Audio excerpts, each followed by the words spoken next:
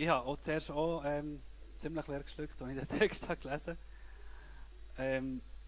Und wenn dir der Text, oder wenn dir der Gedanke in den Kopf ist, möchte ich dich entlasten, weil der Text hat schon für so viele heiße Diskussionen unter Theologen gesorgt. Die Gemeinden haben sich an dieser Frage gespalten. Und ich glaube, uns Christen ging so ein bisschen ein mulmiges Gefühl bei diesem Text, wenn wir den lesen. Vielleicht auch, weil unsere Gesellschaft momentan völlig anders tickt. Aber die Frage, die wir uns stellen müssen, ist, was hat der Paulus genau gemeint? Und wenn ihr heute Morgen von mir auf diese Frage abschließende Antwort erwartet, muss ich euch schon jetzt enttäuschen, werde ich euch nicht liefern können, aber ich möchte mit euch den Text ein bisschen angucken und 3 Auslegungen darstellen von Theologen, die verschiedene Meinungen haben. Und ich hoffe, dass du am Schluss den Gottesdienst nicht mit einem Gefühl verlässt und siehst, hey, das war doch ein Skandal gewesen, dass wir heute Morgen den Text angeguckt haben. Kannst du sonst mal... genau. Das ist eigentlich die Frage, die wir uns heute Morgen stellen. Und der heutige Predigttext ist im Korintherbrief. Und bevor wir den Text angucken, möchte ich noch eine Vorbemerkung machen. Weil bei den Briefen vom Neuen Testament haben wir eigentlich bei allen ein Grundproblem.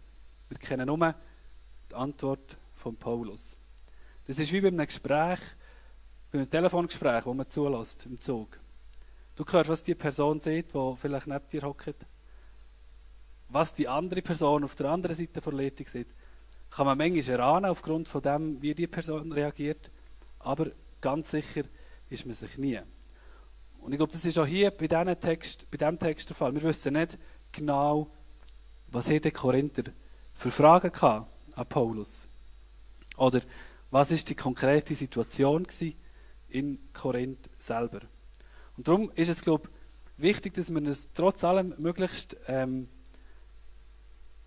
viel mit diesen Leuten dort und mit der Situation vor Ort versuchen auseinanderzusetzen. Und ich glaube, dort bringt es ein bisschen Licht ins Dunkle. Die Stadt Korinth, muss es noch anlassen, ist eine Handelsstadt gewesen, grösser als Athen zu der Zeit. Sie ist an einem Handelsknotenpunkt gelegen, weil dort hat sich der Landweg von Griechenland auf die Halbinsel gekreuzt, aber auch der Seeweg von Italien her zur arabischen Welt.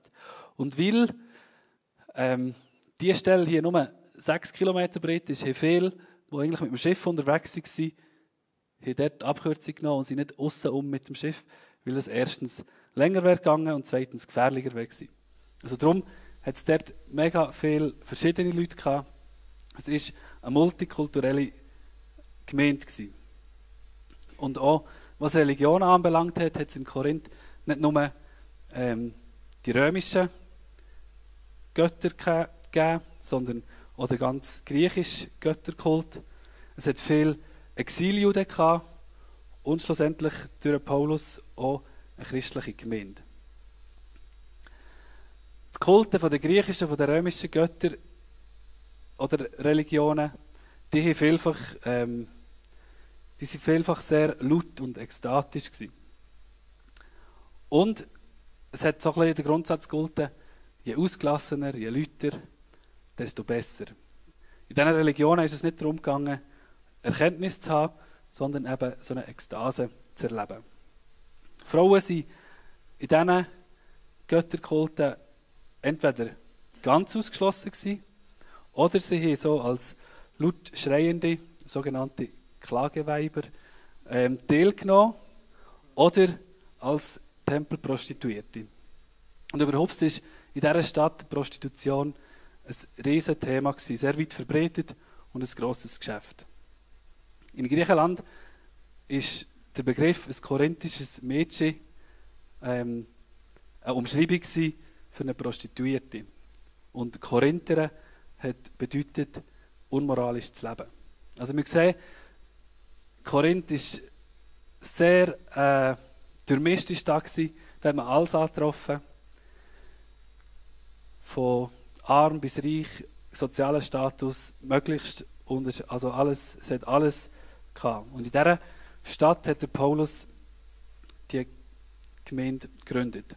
Und im 1. Korintherbrief geht es im Paulus in vielen Stellen vor allem darum, für Ordnung zu sorgen in diesem Gottesdienst.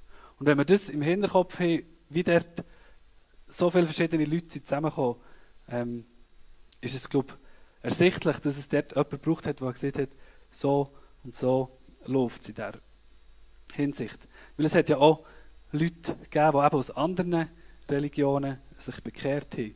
Und die waren völlig andere Gottesdienste gewohnt gewesen.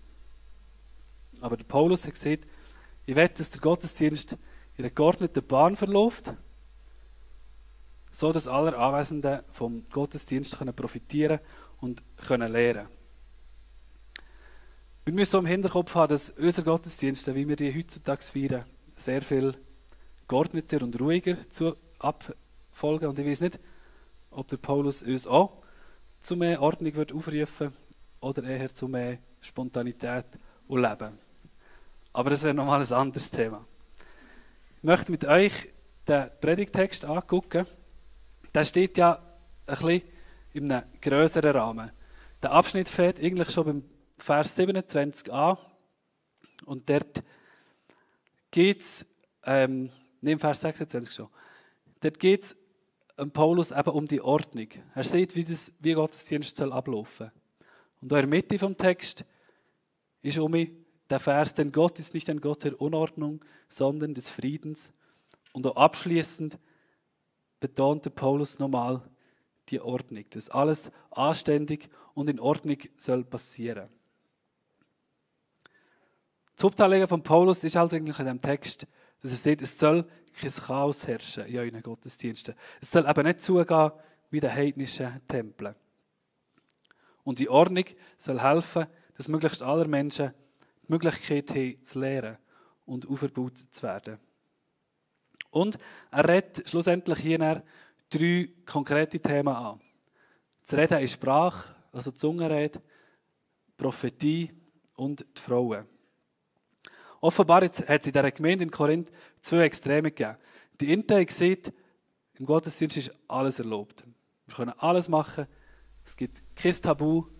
Und die andere Seite hat gesagt, wir wollen möglichst nichts Spontanes in diesem Gottesdienst. Wir wollen alles schön bis ins kleinste Detail reglementiert haben.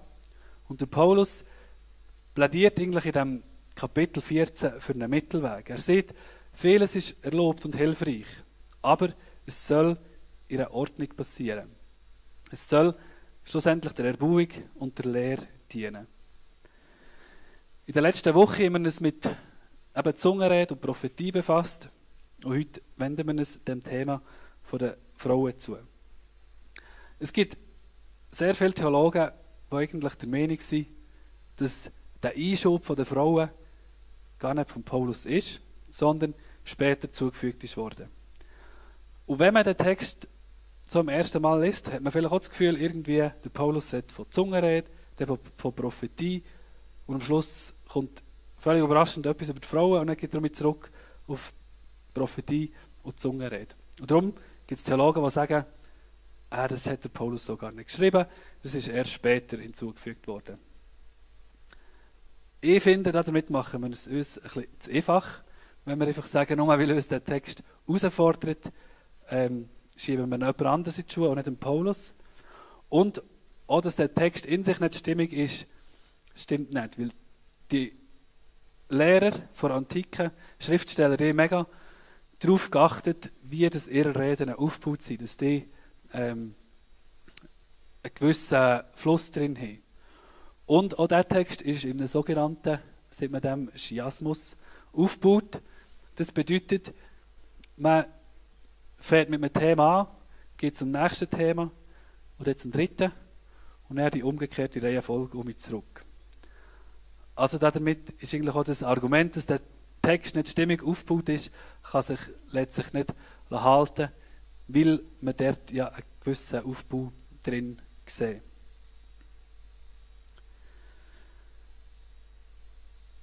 Die erste Hälfte von diesem Textabschnitt, dort geht es eben um die Ordnung. Und dort erwähnt der Paulus auch dreimal das Schweigen. Nämlich bei der Zungenrede, bei der Prophetie und bei den Frauen. Beim zweiten Teil von diesem Abschnitt ist zumindest zweimal die Aufforderung, trotzdem zu reden. Nämlich bei der Prophetie und bei der Zungenrede. Aber was ist denn mit den Frauen? Kann man jetzt aufgrund von diesem Text sagen, die Frauen sollen schweigen in der Gemeinde? Ich habe der Judith auch schon gesagt, sie sei mutig, dass sie mehr predigen. Aber auch ich bin der Überzeugung, dass wir das aus diesem Text nicht so, dass der Paulus dort nicht ein absolutes Schweigen meint. Weil das wäre ein Widerspruch zum 1. Korinther 11, Vers 4 bis 5. Dort schreibt der Paulus nämlich: Ein jeder Mann, der betet oder prophetisch redet und etwas auf dem Haupt hat, der schändet sein Haupt. Jede Frau aber, die betet oder prophetisch redet mit unbedecktem Haupt, die schändet ihr Haupt, denn es ist gerade so, als wäre sie geschoren. Also der Paulus geht ein paar Kapitel vorher völlig selbstverständlich davon aus, dass Frauen im Gottesdienst betet haben und prophetisch geredet. Und prophetisch reden, das habe ich vor 3 Wochen im Gottesdienst erklärt, das hat bedeutet, Weisheit weiterzugeben, zu ermahnen und zu erbauen. Also heute würden wir wahrscheinlich prophetisch reden mit Predigen übersetzen. Und darum kann aus meiner Sicht ein absolutes Redenverbot vom Paulus nicht gemeint sein.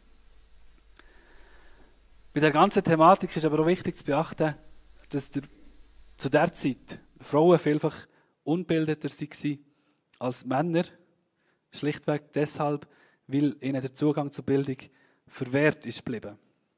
Und dieser Tatsache stellt sich ja der Paulus in diesem Text auch. Das heisst noch lange nicht, dass er es gut findet. Und wenn der Paulus aufruft dazu, dass die Frauen ihre Männer daheim fragen sollen, wenn sie etwas nicht verstehen, dann muss das in unserer Zeit mal das Abschätzung tönen. Zu der Zeit ist es aber ist es wertvoll gemeint gewesen. Er sagt ihnen damit: Hey, holt euch den Zugang zur Bildung bei euren Ehemännern. Er hat ihnen gesagt: Fragt nach, bildet mich. Also er hat ihnen eigentlich einen Zugang zur Bildung ermöglicht, damit er gesagt hat, sie sollen daheim bei ihren Ehemännern nachfragen. Und den Ehemännern hat er damit auch eine sehr grosse Aufgabe gegeben und gesagt: Tut euer Wissen mit euren Frauen teilen. Das Gleiche ist mit dem Wort sich unterordnen. Es wird ja vielfach auch gesagt, da ist das Unterordnen unter einem Ehemann gemeint. Das steht in diesem Text so aber gar nicht drin. Sondern der Paulus redet vor der Gemeinde und dort sieht er, dass Frauen, übrigens wie Männer auch, sich der Gemeinde sollen unterordnen, damit der Gottesdienst in geordneten Bahnen abläuft. Er kommt erst später auf die Ehemänner zu reden. Und darum kann zumindest in diesem Text aus meiner Sicht nicht ein Unterordnen unter einem Mann gemeint sein. Und trotz allem bleibt uns die Frage, was meint Paulus genau mit dem Schweigen? Und ich werde 3 Möglichkeiten euch näher bringen, die für mich in sich stimmig sind, wie sie das erklären. In der ersten Erklärung geht man davon aus, dass Männer auf der einen Seite sind gehockt, die Frauen auf der anderen Seite im Gottesdienst. Wie das heute ja auch noch in gewissen Regionen der Welt der Fall ist. Und wenn jetzt also eine Frau etwas nicht verstanden hat, dann hat sie entweder laut ihren Mann nach einer Erklärung gefragt, und ich glaube, das müssen wir, wenn wir uns das vorstellen, ist es logisch, dass das in einem Gottesdienst störend ist. Oder aber sie hat nicht gefragt, hat darum einiges nicht verstanden und hat sich gelangweilt. Und ich glaube, das kennen wir alle aus der Schule. Wenn wir uns langweilen, dann wird auf einmal die Person, die nebendran sitzt. Sehr spannend, man fängt mit der ein Gespräch an. Und so hat die dann angefangen, sonst zusammen zu reden. Und so damit bezieht sich der Paulus hier nicht darauf, dass Frauen in der Gemeinde gar nichts sagen sollen, sondern damit sagt er eigentlich, tut nicht wild durch einen Gottesdienst rufen oder fährt nicht anfangen, zusammen reden im Gottesdienst, so dass ihr den Gottesdienst, den Ablauf stört. Also es wäre damit überhaupt nicht ein Achilla vor Frau oder das Niedersetzen, sondern auch da ist es vielmehr der ehrende Charakter. Weil er sieht ja dann, wenn er etwas nicht versteht, dann fragt es daheim euren Ehemann, damit er dann im nächsten Gottesdienst schon mehr versteht. Und wenn er auch dann noch mehr, das, was er nicht versteht, also wenn er immer das, was er nicht versteht, die Bildung nachholt, dann versteht er immer wie mehr in einem Gottesdienst. Oder eine andere Erklärung ist im Vers 29, wo es um Prophetie geht. Sieht der Paulus ja, dass die Gemeinde das soll prüfen, wie jemand prophetisch redet. Und es könnte durchaus sein, dass dann Ehefrauen ihre Ehemänner kritisiert haben, wenn sie etwas im Gottesdienst gesehen haben, wenn sie Prophetie haben weitergegeben. Und auch dort ist es dann nicht so, dass der Paulus sagt, Frauen sollen schweigen in der Gemeinde, sondern er sagt, tut doch den Konflikt daheim lösen und nicht im Gottesdienst, weil auch das den störenden Charakter hat.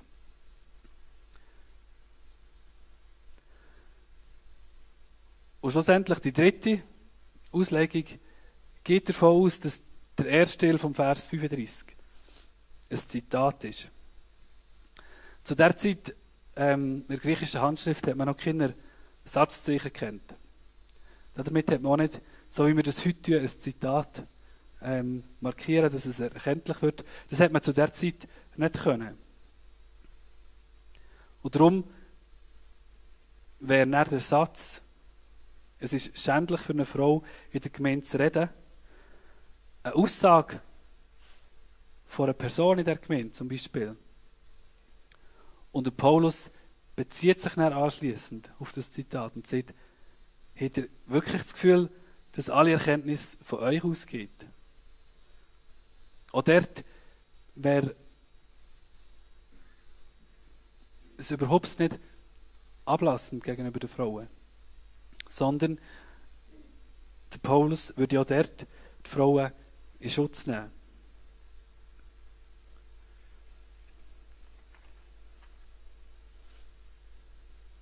Weil der Abschnitt würde dann in etwa so klingen. Auf die Frage oder eben die Optik aus der Gemeinde, die vielleicht zum Paulus gekommen ist, es ist schändlich für eine Frau in der Gemeinde zu reden, würde der Paulus erwidern, indem er sagt, hat er wirklich das Gefühl, das Wort Gottes ist von euch ausgegangen?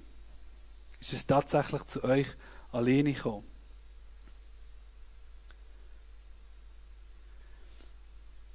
Schlussendlich weiss ich nicht, ob eine von diesen drei Auslegungen und wenn ja, welche schlussendlich richtig ist.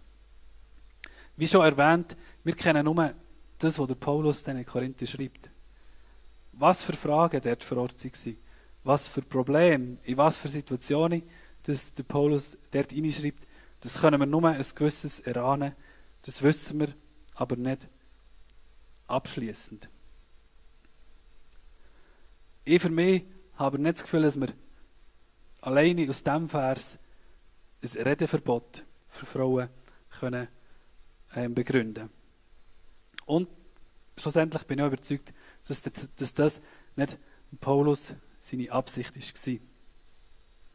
Mir ist völlig klar, dass es dort unterschiedliche Meinungen gibt und dass überhaupt nicht alles gesehen ist, was zum Thema Paulus und Frauen würde sagen geben. Aber da gibt es zum Beispiel noch der 1. Timotheus 2 oder Epheser 2, wo es dann eben um die Unterordnung geht.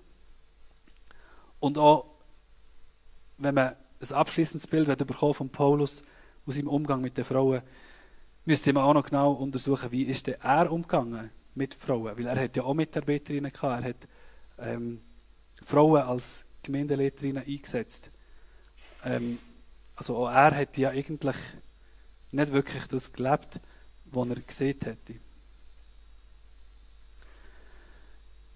Schlussendlich bin ich aber überzeugt, dass wir Männer und Frauen brauchen, die in Gottes Wort forschen, die sich mit dem Wort auseinandersetzen und schlussendlich ihre Erkenntnis mit uns teilen und damit unsere Gemeinschaft, unsere Gemeinde prägen. Und damit möchte ich zurückkommen zu Nora. Ich wünsche mir, dass Nora eben in so einer Gemeinschaft darf aufleben, wo sie ermutigt wird, in diesem Wort zu forschen. Wo sie Vorbilder hat, Männer und Frauen, die sich mit diesem Wort auseinandersetzen, die ihren Glauben mit anderen teilen und sich treu an Jesus halten. Ich glaube, dass der Paulus sich mit dem Text an uns wendet, also mit dem ganzen Kapitel 14, wo es eben um Prophetie, um Zungenrede geht. Und sieht, jeder und jede, egal ob Mann oder Frau, soll das Evangelium von Gott weitergeben. Dort, wo wir sind, dort, wo jedes von uns hergestellt ist, sollen wir die frohe Botschaft verkünden. Kurz gesagt kann man sagen, das Kapitel 14 ist eine Aufforderung von Paulus, die gute Nachricht zu verkünden, prophetisch zu reden und Menschen mit Gottes Reich bekannt zu machen. Und das völlig unabhängig von Alter, Geschlecht oder auch sozialem Status. Amen.